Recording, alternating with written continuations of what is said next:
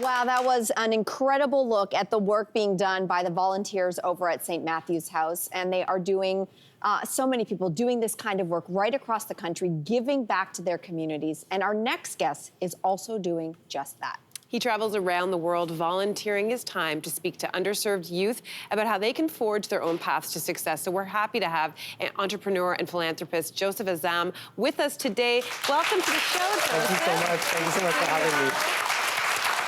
It's great having you here. And let's start at the beginning. So you built a successful marketing company, and then you got into philanthropy. So, why did you want to make that switch? Because now you're speaking to youth at detention centers, in prisons, and in classrooms all around the world. Yeah, so for myself, growing up, I'm a first-generation Canadian. I'm mixed race. We grew up quite poor. And when I was a young kid, my thought process was always, I'm going to make money, and that's going to give me my sense of community, and I'm going to be successful, and all my problems are going to go away. And so I was very, very business-driven and business-focused.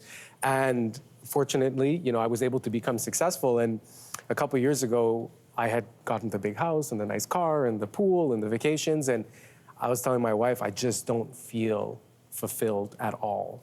And she pointed out to me that I've kind of left the community that I was once part of. So I decided locally in Montreal, I started getting involved with the Yes Entrepreneurship and Employment, which was an organization that helped me start my business. Then I started working with the kids in the community and, through different organizations. And I realized that there's such a need for these kids to have proper guidance because they all want to be successful.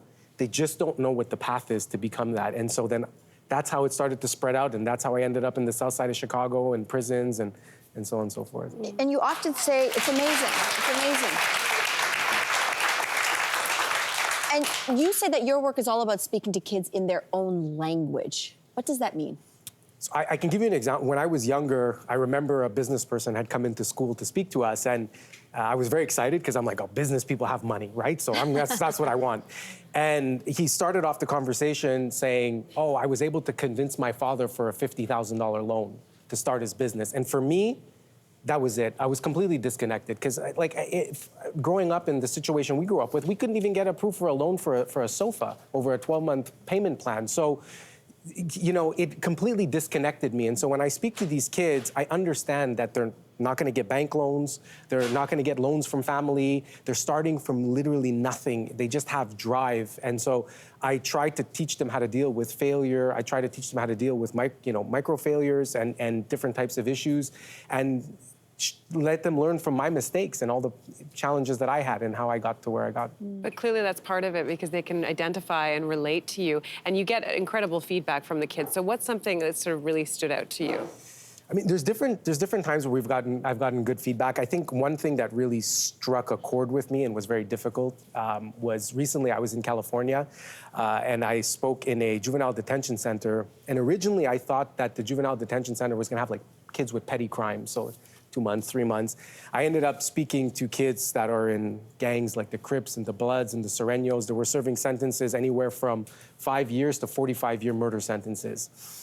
And I'm speaking to these kids, I'm trying to motivate them the best I can, and at the end of it, one kid got up and he gave me a hug and he told me that I really inspired him, and he has only about 5 years left in his sentence, but he's gonna do well. And the thing that touched me about it, but also really struck a chord with me was the fact that it was just a kid.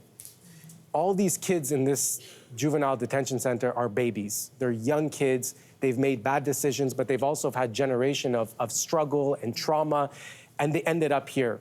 And it's our job as a society and all of us to kind of push forward and really try to prevent these types of things from happening. Mm-hmm. We saw Jess's piece there before this interview, but you're in this world of volunteering. And would you say there's a big misconception? And if so, what is the biggest misconception when it comes to volunteering one's time?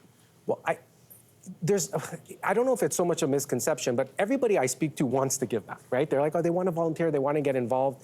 But then the next thing that everybody tells me is they don't have time. The reality is, though, is that a lot of the people that tell me they don't have time are the same people that tell me they binge on Netflix series and we all have a responsibility to give back to the community in any way we can. And what I've learned in my life is that when you give back, you get back. And so when people... And it's so important for all of us, everybody sitting at home. It's why I'm here today, to try to find organizations that they can connect with, that they can end up giving back and hopefully helping people along the way. You said at the beginning that you had the pool and the house and everything like that, but you're still feeling empty. So how has philanthropy changed your life today? I'm a completely different person. I'm a different person than I was 5 years ago. I feel like I have a purpose and a passion in life for what I do. It brings value to everything else I do, whether on the business side of things. And for myself, the person that you all are today is not the person you have to be tomorrow. I was very self-centered at one point. And when I became successful, I was kind of like, oh yeah, now I can stick it to everybody. And, me giving back has just really changed my life, my family's life, my kids' life, the kids in the community, and it's the greatest thing I've ever done.